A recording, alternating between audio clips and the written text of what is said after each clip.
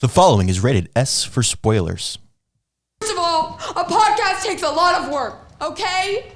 You have to organize the guests, you have to do a Google Calendar, and you build a following. It takes a long time, and I've been working on it for a while.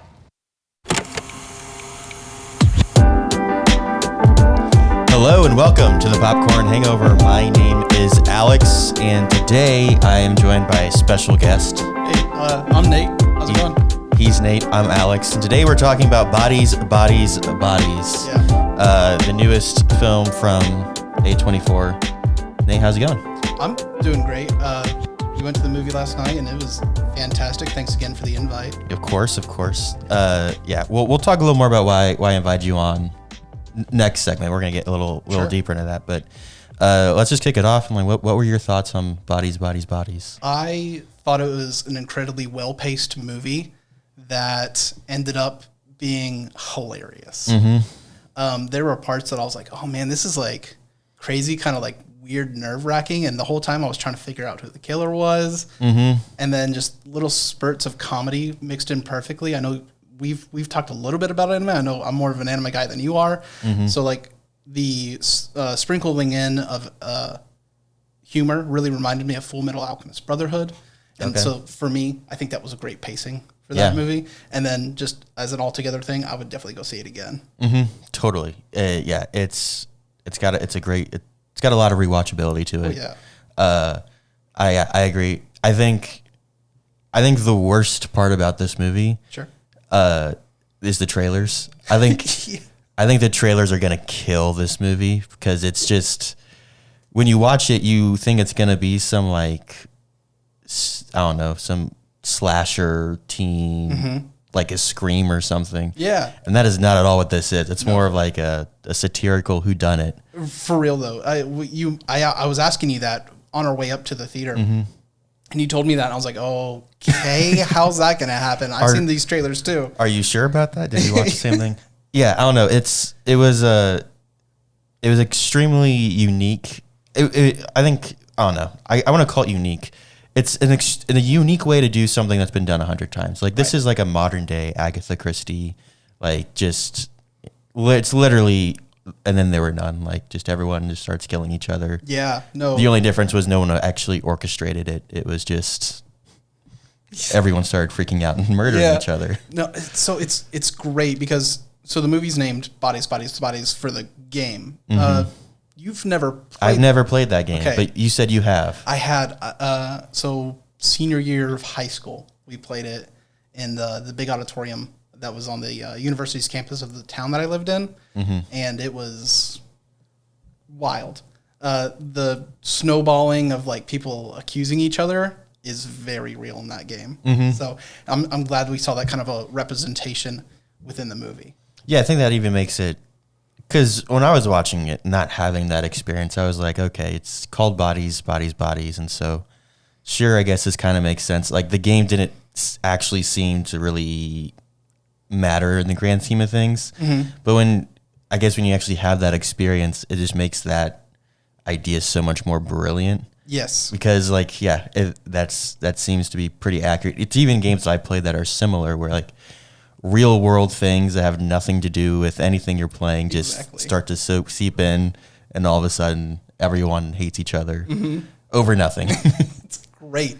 I think I might have mentioned this to you when we were talking yesterday about the movie, but the way that people die, by the way, people die in this movie. In a movie called Bodies. I know, right? So when people start, when the bodies start piling up, it's funny because the way the movie goes, it almost plays like the game is done. So there's a dead body. Well, somebody had to do it. We get rid of this person in some sort of shape or form. And then another body shows up. Well, it wasn't that person. It has to be you now. And that's when the Agatha Christie and events outside of the game start taking place and making a difference within the game, which is hilarious to watch. Yes. Yeah, it was a very clever whodunit. Like, I was positive it was Amanda Stanberg's character. Yeah. Like, I was just 10 minutes in, I said, it's her. She did it. I'm called it now, and all the signs were there until the very end, and I was like, oh. Each character had the perfect red herring when it was their time to go, and it was great. I feel like except for Maria Bakalova's character, like the main blonde girlfriend, I feel like. So I think if I caught it, like she'd been lying about her job for the she'd been lying about some stuff, but like we watched Pete Davidson's murder from her perspective. Right. So like we know that she didn't do the first one. Right. But she did do the second one. So it's kind of like, I don't know. I think that's the distrust that her friends, loose term there. I think that's what kind of set them off to get rid of her within the next quote unquote round of the movie, if you will. I don't know. Yeah. It's that game reference that I was telling you about. Yes. Yeah, no, absolutely. I don't know. Speaking of actors and people who are involved, this movie is starring Amanda Stanberg, Maria Bakalova, Rachel Sennott, Chase Sue Wonders, Pete Davidson, Mahala Harold, and Lee Pace. Let me just say, this movie would not work without this incredible cast. It's really good. Everyone had incredible performances, believable performances. I think the standout for me was Rachel Sennott, who played the girl with the podcast. There's just too many characters to like remember all their actual names because there was a lot. It's very quick. Yes, but the girl with the podcast I thought was just phenomenal. She was hysterical the entire time. Yeah, and like I don't know, it was just I can't imagine what it's like to be on this. I can't imagine what it's like to do these scenes where they're being totally serious, but me and you are both laughing hysterically. So great. Like it just the commentaries on real life that they were just going through was, I don't know, just the acting as a whole is just incredible. I think they really nailed it. It's like they almost like went out and played bodies with the like actors and actresses who are like trying out for it, because they literally picked and chose like the best like personalities that you would find while playing a game. Like there was a Pete Davidson's character. There's the quiet one. There's the one who's loud and like trying to throw it off on somebody else. There's the one who's like, well, it's you, and if it's not you, then it's you. So, yeah, no, for sure. I thought the acting was incredible. The other thing that really stood out to me was the cinematography, which I was not expecting from a movie like this. We've talked a lot about lighting in the past for movies, and like framing and lighting are like my two favorite things within movies. And the lighting in this one, yes, it was unbelievable. Like, and to be honest, if this took place in like a house with power and the lights on, I wouldn't be saying the same things. Like it was extremely simple, but it's the most basic elements of cameras is you have to have lighting, and if the lighting's bad, then your shot's going to be bad. And the way that they were able to manipulate lighting without having any lights was so cool. I thought it was going to be a lot of like shooting day for night, which is where you shoot in the middle of the day, and then in the edit and the color grading process, you make it look like it's darker. Yeah, that's what I was expecting them to do. But they did a ton of stuff with the phones and using like the screens on a phone to like be the key on their face, but also where they were pointing the light was also backlighting others. It was just the actors had to be heavily involved in the lighting process. Yeah, and they really did. I'm really curious to see what kind of learning like they had to do to be able to, because I mean you have to just act and react to things, but you also have to keep in mind like, oh yeah, I'm also supposed to be lighting this other actress in this way, but I also have to be like hitting her over. I don't know. Well, like, so set design and wardrobe also had some points with the lighting. We had the neon necklaces. Yes. My favorite one, I think it was a racquetball court.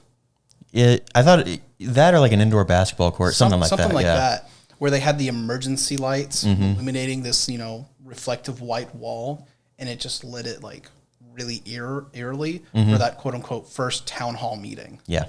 So. Yeah, the lighting and cinematography in this was just, again, it was really simple, but was just, I don't know, incredible to look at. Yeah. I think that's just A24 in general, and a lot of times It's a relatively small production house, and like they did a lot with a little.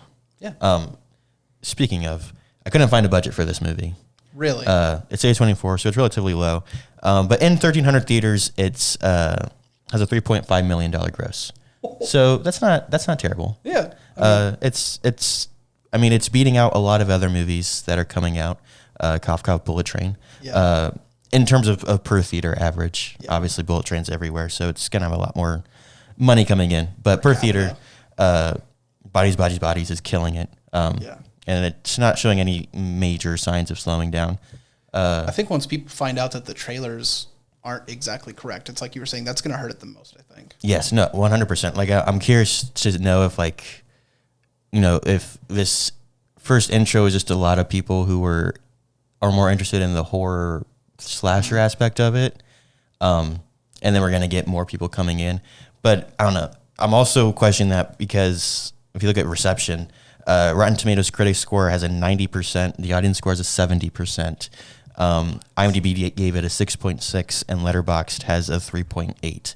So I do wonder if it's, you know, these horror fans went and saw it and they were disappointed that it's not what that was. Yeah. I was scrolling through some of the Rotten Tomatoes reviews, and I mean the critics. I mean 90%. That's extremely positive. But one of the Rotten, like in the negative reviews, said this is the worst slasher I've ever seen. They don't understand the genre, and it's like, well, I don't think you understood this movie. Yeah, no, because initially when you asked me, I was like, we're gonna go see a slasher. Like I thought this was something you'd say for like an October, you know, kind of viewing. And then on the ride up there, we were talking about, you know, it being a satirical whodunit. I think that's how you put it. And I was like, really? How was that done? Yeah. So watching this movie, and I mean, there were some slasher aspects, like with some of the mild gore. Like mild. But like they really did nail it. Like I mentioned with the sprinkling in of humor everywhere, even on those really dark moments where it's just chef's kiss. Yeah, it was, and that's the thing. It's like I can't tell if it's supposed to be humorous because there's some really serious scenes. Oh yeah, where they are screaming at each other, like they are fighting for their lives. But it's just funny. Like I almost wonder if it's like what's it called, like The Room, Johnny Wiseau, where he spent all this money to make this amazing movie, and everyone saw it and laughed because they thought it was supposed to be a comedy, but it wasn't. Like I almost wonder if it's. I feel like it can't be. I mean, it was just too perfect for that to be the case. I feel like it was supposed to get some laughs, and I think a lot of the jokes that were supposed to be jokes kind of fell flat for me. Yeah, which is, I don't know, there's a lot going on in this movie. I would say that like the actors' abilities to make the nonverbal scenes funny was really impressive. Elaborate on that. Yeah. That racquetball room scene again. That whole thing, it was supposed to be super serious, but like the older guy who was with them, him chasing them around thinking that they're just like messing with him. Yes. Is just perfect. Even though like they're all terrified for their lives thinking this guy's about to kill him, and he just stole a knife away from this girl. Yeah, well, and especially considering the fact that like he probably did think they were just messing around. Yeah, like it was up until the end. Yeah, like he's the older dude, like you know, it makes sense to pick on him. Yeah, I don't know. He's the one that stands out. Right. What are your thoughts on the ending? Because that's been relatively controversial. Some people are a little upset that it ended the way that it did. How do you feel about it? The whole movie, we were being thrown this like red herring of the guy who left the day before our main character arrived. And so like you're pretty much led the whole movie to believe that this guy is the murderer, and him just showing up at the end being like, oh man, what happened? That really did kind of fall flat. But then looking at their like deflated faces and them just being like, oh man, we really messed up because they just found the TikTok. Right. That got me. Yeah. Them just realizing that like, oh, they really messed up. Well, I even think this the perfect line that just represents this movie is at the end when Maria Bakalova's character just goes, I have reception. Like that was her reaction to all of that was, oh, hey, you're here and my phone works again. Cool. Everything's back to normal, I guess. Yeah, like they just are going to completely ignore the fact that they were murdering each other all night, and that like all these terrible things that just happened, they witnessed, and the thing that she cared about most was the fact that her phone reception came back. Reception's back. I mean, her mom has like dementia or whatever, so I guess she had to go check on her. Yeah, I mean that was kind of a leading point for her character, mm-hmm. and that was the reason why she was lying a lot. I think. It's because she had to like help her mom. Yeah. So she had to I think she was doing all these things, but because of her mom, she had to stop doing that, but didn't want to seem like a loser. Right.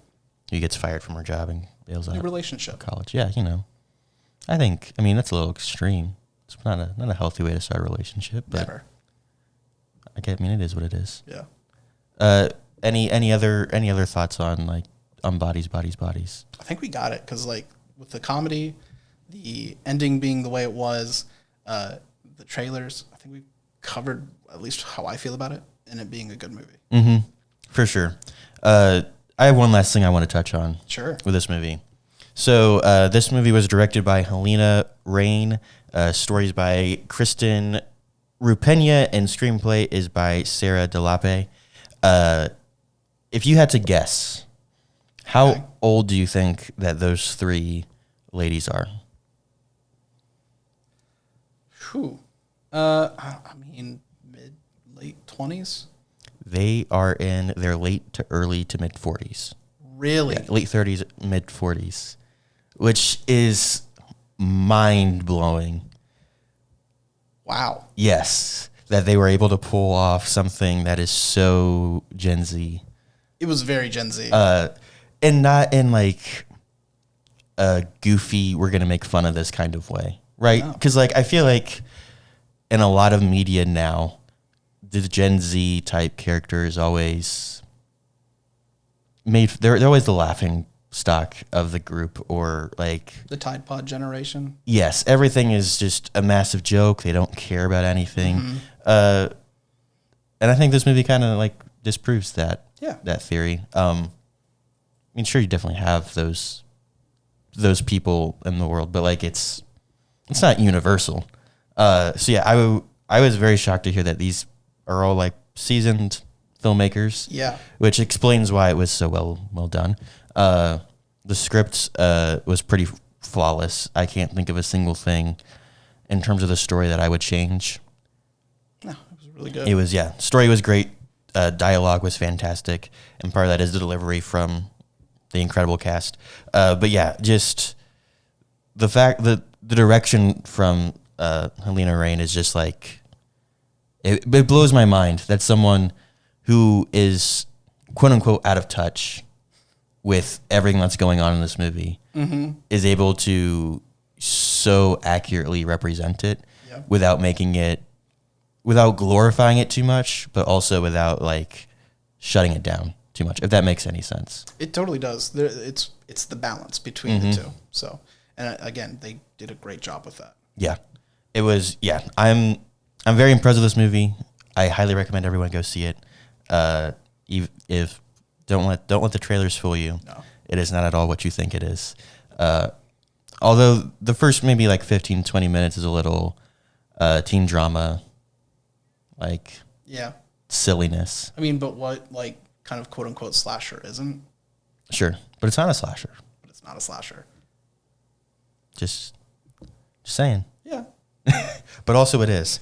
So yeah, we've been talking bodies, and we're going to take a quick break. And when we come back, we are going to dissect that last little talking point there, how different generations are being represented in films. It's particularly Gen Z, how the evolution of Gen Z in films, but also how other generations are being represented in their own films at different points in time. So we will be right back.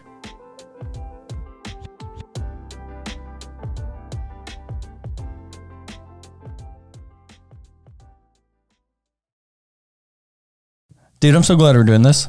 Yeah, for sure. It's been a lot of fun, and it's not as difficult as I thought it would be. No, not at all. Like Anchor has made it especially easy when it comes to like actually getting our podcast out on the air. Because when hosting on Anchor, you can distribute your podcast on all the listening platforms. So easy getting it over to Spotify, getting it to Apple, wherever you're trying to get your podcast to. Yeah, I think we're on like 7 platforms just through Anchor, and not even just the distribution, but even just creating the podcast. Like there's so many recording and editing tools within it, so you can record, edit, add music in, sound effects, all sorts of things directly through Anchor, and it is free.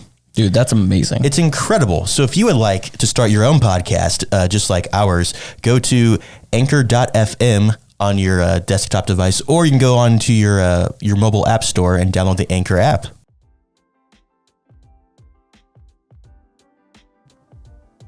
We are back. We're discussing Bodies, Bodies, Bodies, the newest film from A24. So Nate, kind of teased it earlier. We're talking about generational things. And when I kind of had this idea, I saw some reviews and heard that like this was like the defining movie for Gen Z.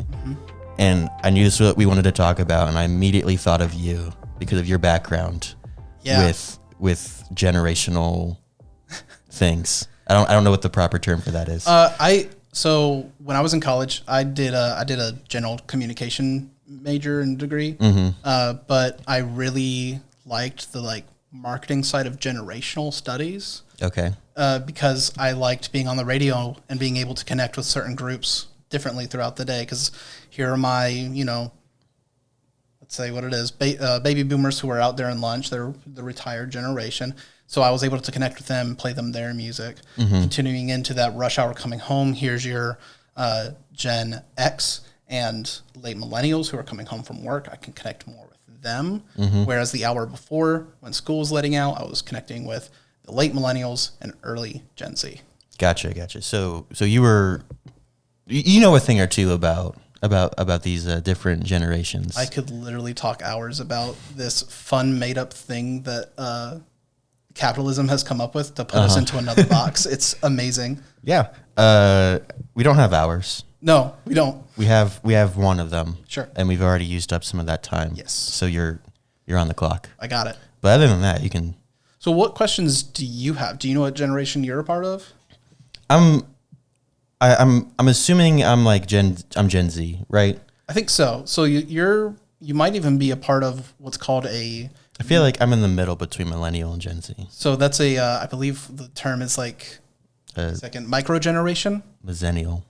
Zennial with a Z, because there's also Zennials. Zennial. So there's also Zennials with an X, which is in between Gen X and millennials. That's not confusing. It's so great.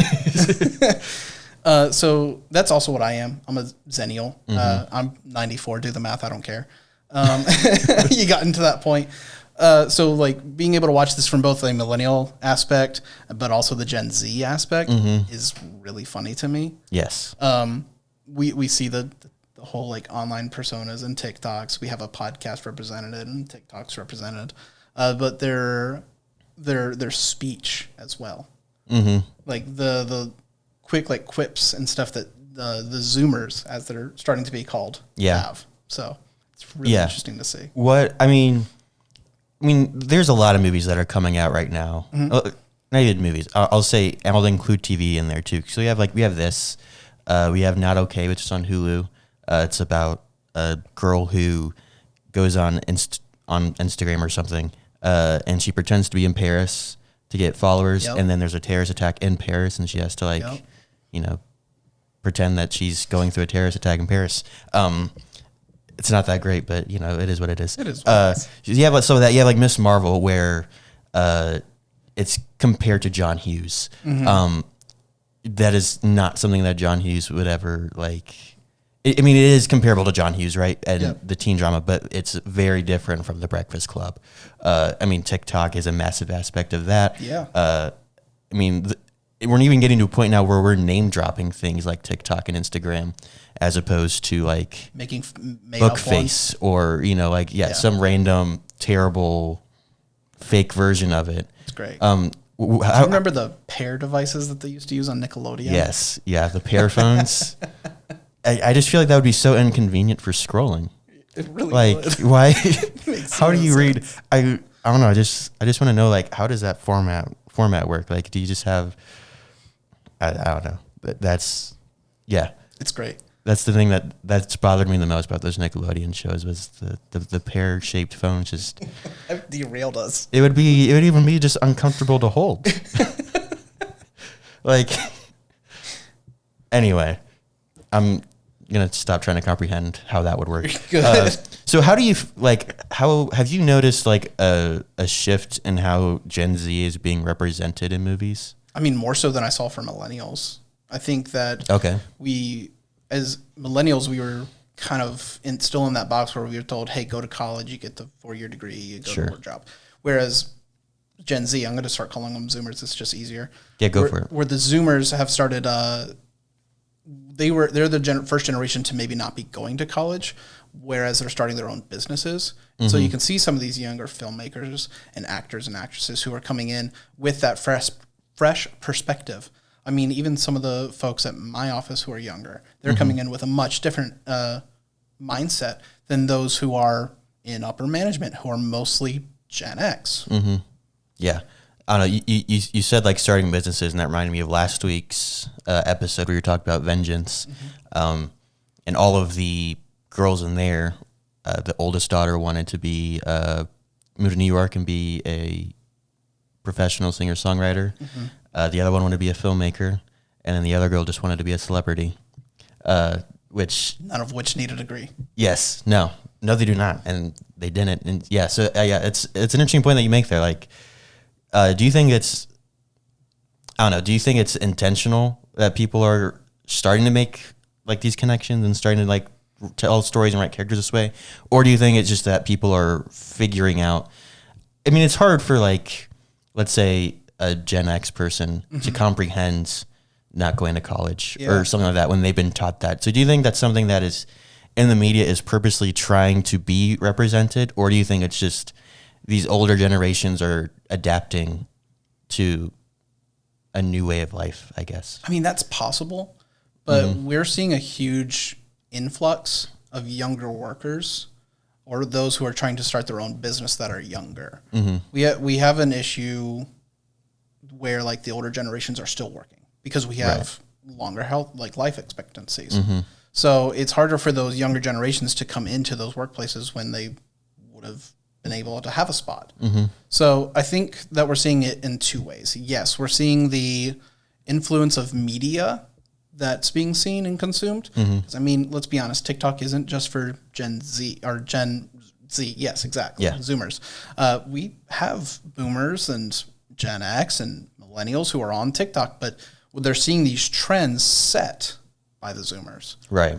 So it's almost like they've jumped ahead of Gen X and millennials in the trend setting and pop culture influences. Interesting. Okay. Yeah, that makes a lot of sense, especially with something like TikTok, which Yes. is just designed to spread rapidly.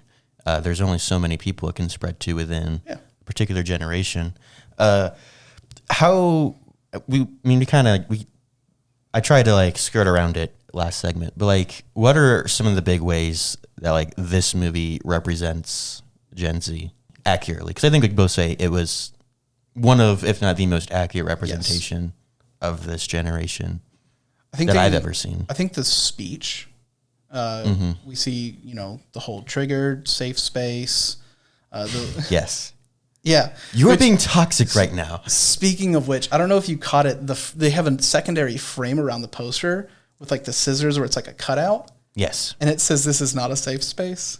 Does it really? Yes, it's great. I love that. That is awesome. Or like another joke that I found just hilarious was, I think the character name was Emma. It was like, "You are silencing me right now," and I was like, "That is, Oh my gosh. that is the world we live in." There was so many like moments where like it's almost like you see it coming straight out of a viral TikTok Yeah, of like people arguing on the streets. So yeah.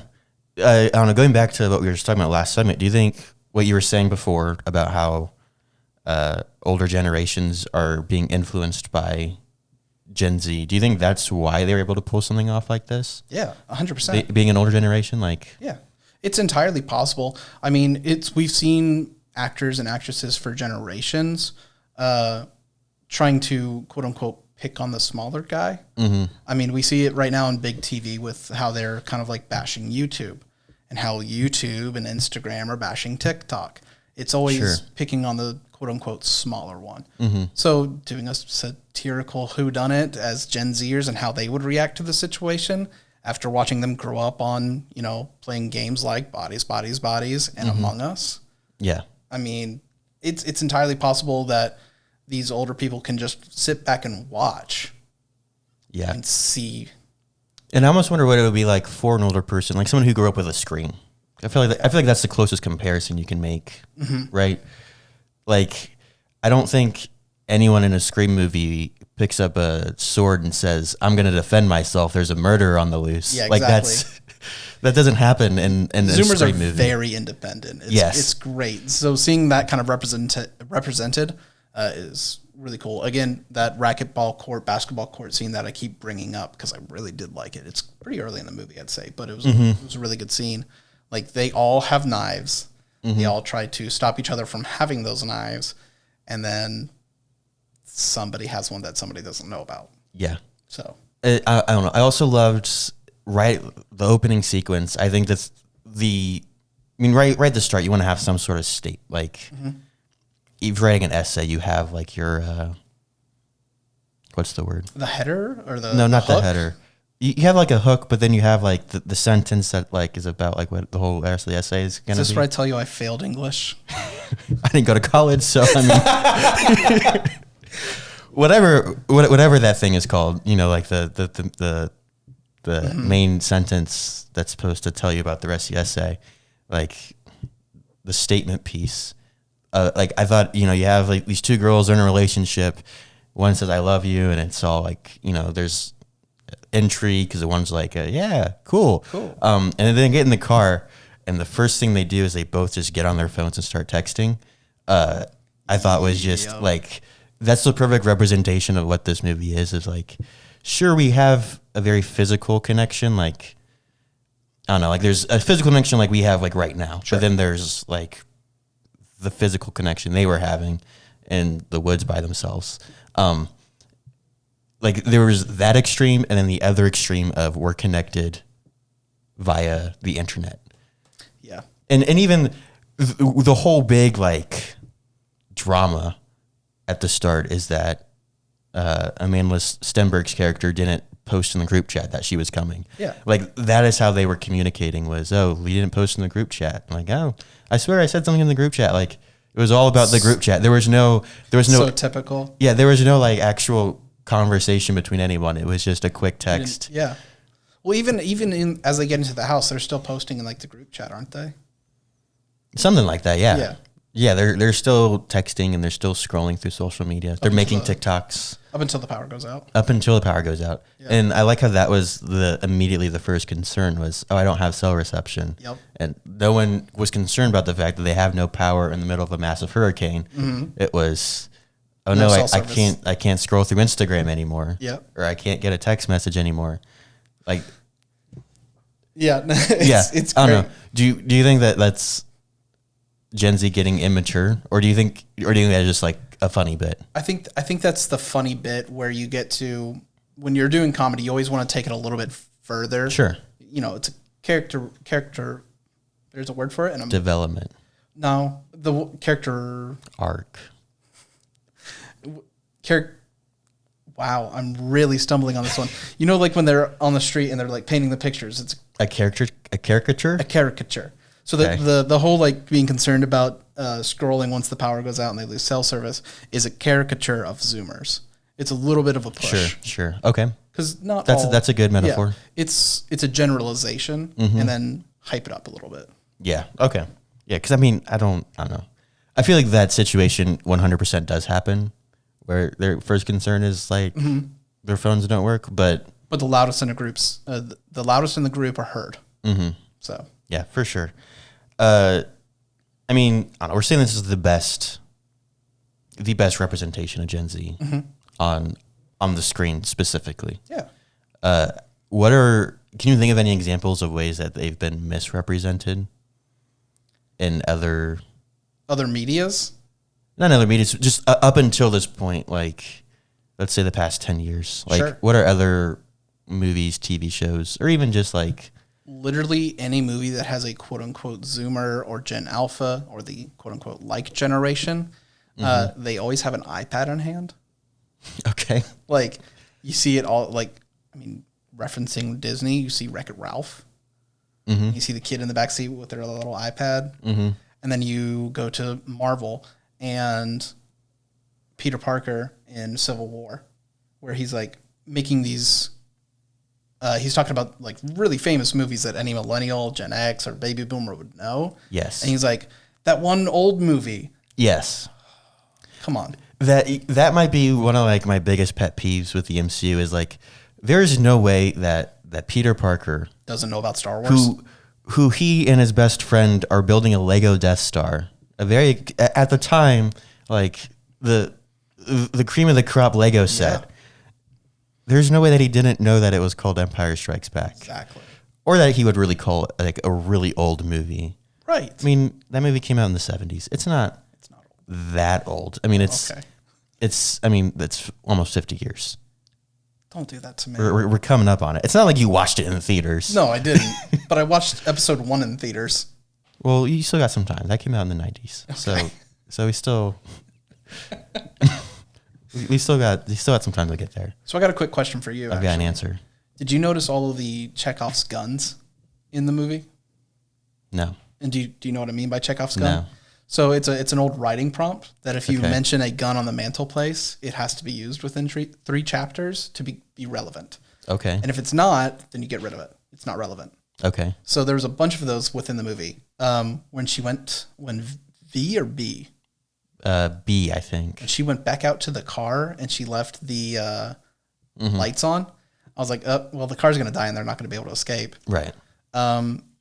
She also, when she was kind of banished from the house, she found the matching undergarments to the ones that she had seen in the house.